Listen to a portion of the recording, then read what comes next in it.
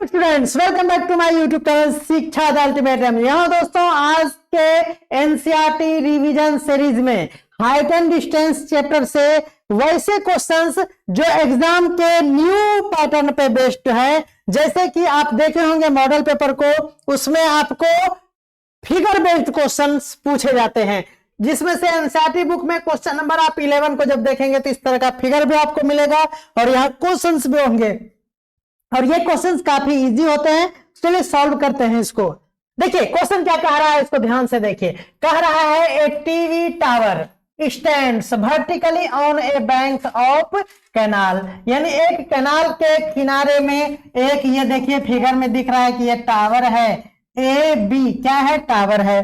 Next देखिए क्या कह रहा है, from A point on the other bank directly opposite है। देखिए ये अगर बैंक के पास ये एक टावर सिचुएटेड है, इसके डायरेक्ट अपोजिट में एक पॉइंट है ना, टावर के अपोजिट में। The angle of elevation of top of the tower is 60 degree. यहां देखिए इस पॉइंट से, देखिए ये एक नदी का किनारा है, दूसरा किनारा इधर है और यहां से इसके टॉप ऑफ टावर का एंगल ऑफ एलिवेशन 60 डिग्री दिया हुआ है। और कह रहा है कि फ्रॉम अनदर पॉइंट, जो 20 metre away from this point, ध्यान देना है दिस पॉइंट, यानी इस पॉइंट से अवे मतलब दूर में, कितना दूर में, 20 मीटर दूर में एक और पॉइंट है और वहां on A line joining the points of the foot of tower, और ऐसा लाइन जो ज्वाइन होता है उसी टावर के फुट तक, है ना। एंगल ऑफ एलिवेशन कितना दिया हुआ है, top of the tower is 30 degree, यानी टॉप ऑफ टावर का एंगल ऑफ एलिवेशन यहां से यहां तक दिया हुआ है, कितना डिग्री, 30 डिग्री। ओके, तब कह रहा है कि find the height of the tower and width of the canal. देखिए ये है कैनाल का बैंक और सेकंड यहाँ पे पहला है, यानी ये वाला डिस्टेंस आपको फाइंड करना होगा।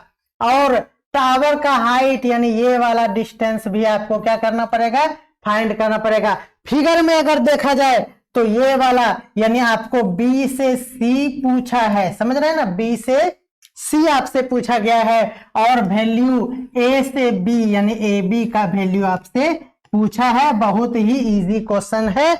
चलिए अब मैं इसको सॉल्व करके आपको दिखाता हूं।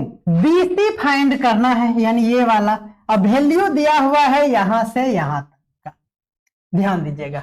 और ये वैल्यू भी आपको फाइंड करना है। आपको घबराना नहीं है, मैंने हर एक वीडियो में यही बताया है कि आपको साइन थीटा या फिर टेन थीटा, यही दो आइडेंटिटीज का यूज करना है, चाहे वो क्वेश्चन कोई भी हो। अब यहां पे देखिए बीसी फाइंड करने के लिए ये हमारा बी होगा और ये हमारा पी होगा।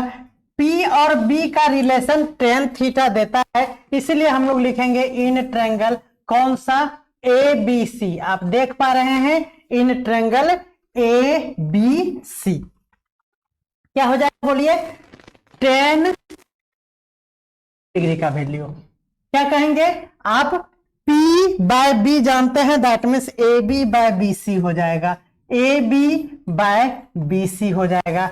60 डिग्री का वैल्यू √3 होता है, यानी ए बी नहीं पता है, बी सी नहीं पता है। बड़े अफसोस की बात है कि यह कुछ भी नहीं पता है, कोई बात नहीं। ए बी इक्वल टू हो गया बी सी √3 हो गया। कुछ घबराने की कोई बात नहीं है, इतना हो गया, यहां आके छोड़ देंगे इसको। अब इस 30 डिग्री के लिए कौन सा ट्रायंगल लेना पड़ेगा, तो आप कहेंगे कि ए बी और डी लेना पड़ेगा, यानी in triangle A B D क्या करना पड़ेगा, बोलिए। यहां भी हम लोग टेन थीटा ही लगाएंगे, टेन 30 डिग्री का फॉर्मूला लगाएंगे, हो जाएगा हमारा ए बी बाय, क्या हो जाएगा हमारा, यहां बी से डी हो जाएगा, क्या हो जाएगा, बी से डी हो जाएगा। आप देखेंगे कि ये 1/√3 इसका वैल्यू है। और ए बी पता है क्या, आप कहेंगे कि नहीं पता है। ए बी का देखिए यहां पे वैल्यू दिया हुआ है, क्या दिया हुआ है, ए बी का वैल्यू बी सी √3 बाय यहां हो गया B से D, क्या हो गया B से D हो गया। क्रॉस मल्टीप्लीकेशन जब आप करेंगे तो BD का वैल्यू आ जाएगा, BD का वैल्यू आ जाएगा, इधर से किया जाए तो हो जाएगा √3 इंटू √3 BC, यानी 3BC आपका हो जाएगा, यानी BD का वैल्यू हो जाएगा 3BC।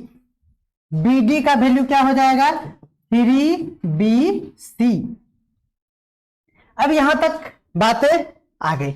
अब देखिए यहां पे BC गिवन है और यहां भी BC गिवन है, यहां BD का वैल्यू है, हम लोगों को फाइंड क्या करना है। देखिए B से D को हम लोग क्या कह सकते हैं, ध्यान दीजिए, B से D को हम लोग ये छोटा वाला और ये छोटे वाले का सम कह सकते हैं। बोलेंगे हाँ बिल्कुल कह सकते हैं। तो BD को लिख सकते हैं BC प्लस CD, लिख सकते हैं, बोलेंगे हाँ, इक्वल टू हो गया 3BC।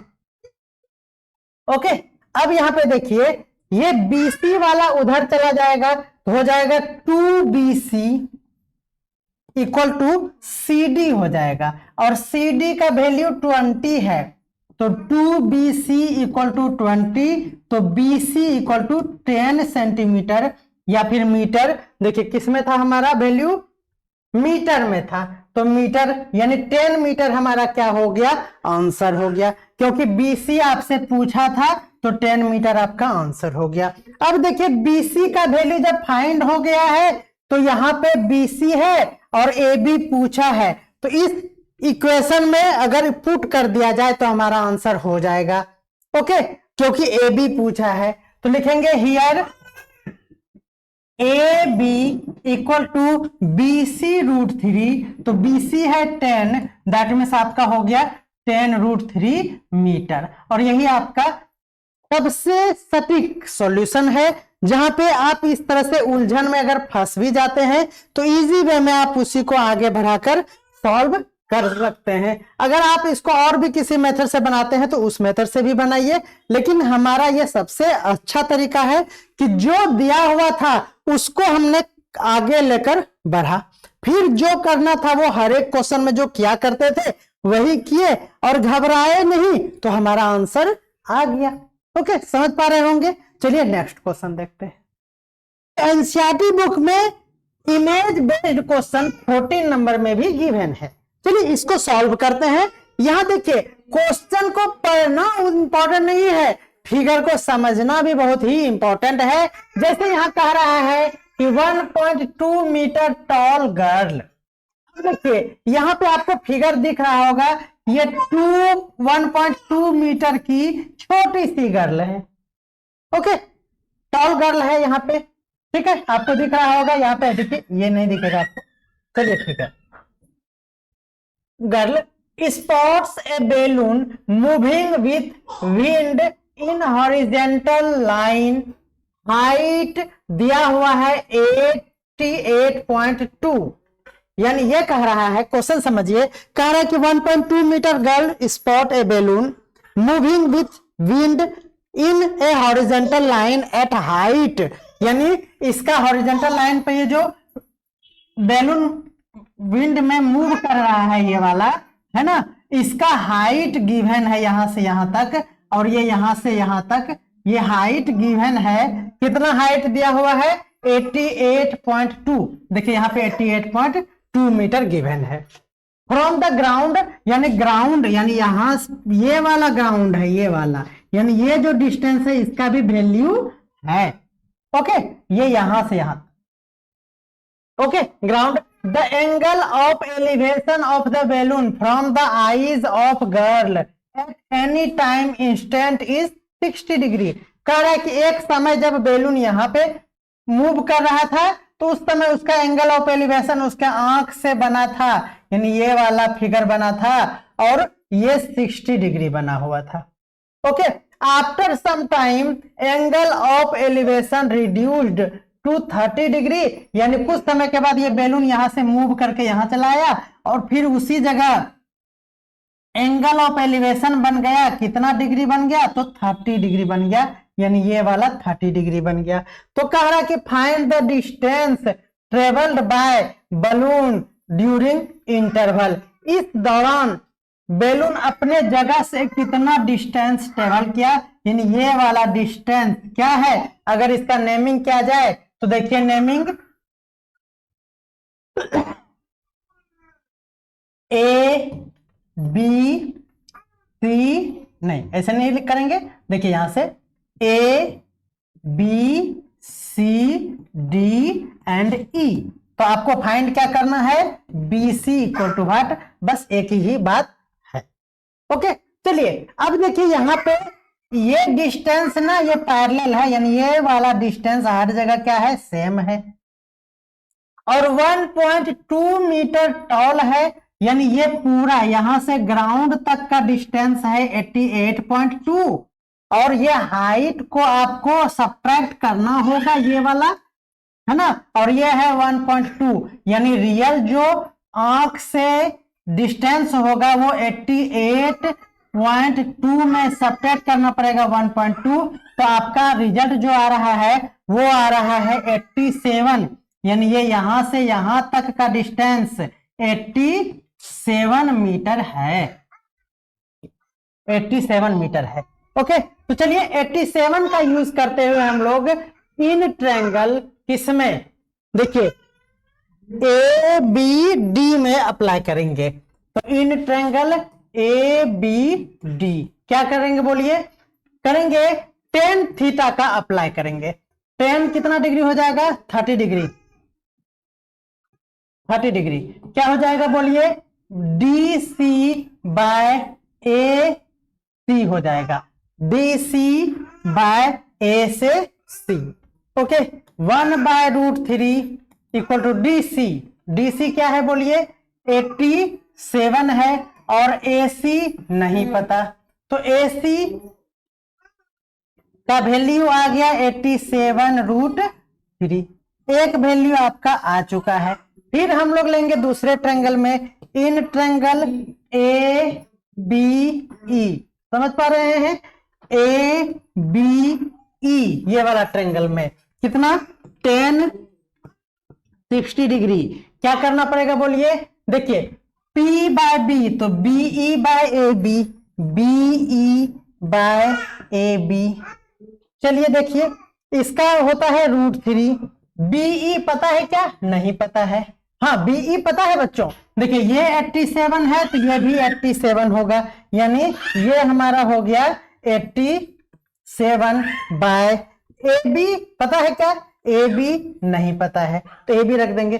क्रॉस मल्टीप्लीकेशन किया जाए तो हो जाएगा A B equal to 87 by √3, √3 by √3 से मल्टीप्लाई करना चाहिए, नीचे 3 हो गया, ये कट जाएगा, 3 2 जा 9, यानी हो गया 29√3, यानी आपका वैल्यू आ चुका है। देखिए यहां से समझना है आपको,